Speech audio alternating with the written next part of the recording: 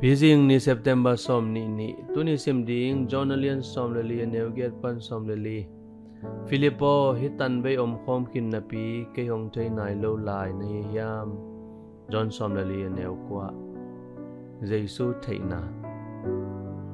Richest Griffin in Queen Elizabeth II ading in kum som lali sung ai tuam palik semi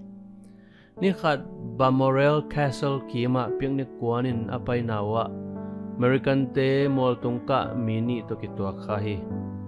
kumpinu na mukhang hiam chi indong hi puantang zanga sil kumpinu thei paklo ahi manin mungay lo chi kumpinun zong Harry Chattinbell ni simin mo ben chi na chiam noi don le mol tungka ten aman zai na u kumpinu toy sak lianin Riches to man ki zai dingin kinhak thoi ma in kumpinu man zai dingin sol le bungo hi mi thu pi khat igaya omgi ge ahi lam aki phok lo thei zel ma ahi amang sunga pasien to ki mu khit chang in Jacobin hilai muna to pa om tak takhi keima in to thu ka thei ke hi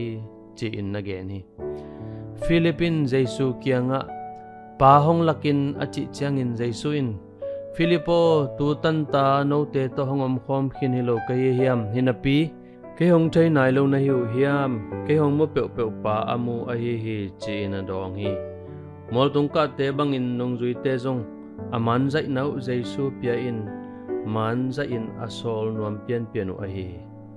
to picnic pai na kumpinu bangin Jesu zong a hi na tak tak kwa man phok khalo zel hi ahoy siale makai hoi chi chang be kilowin kumpi hi in amihing hi na sunga pasyan zong ai kho ma hi hi thu itel ding nakpi takin thupi hilo a hi hiam na picnic pai na a Jesu to kitwak wat le chin bang na chi diam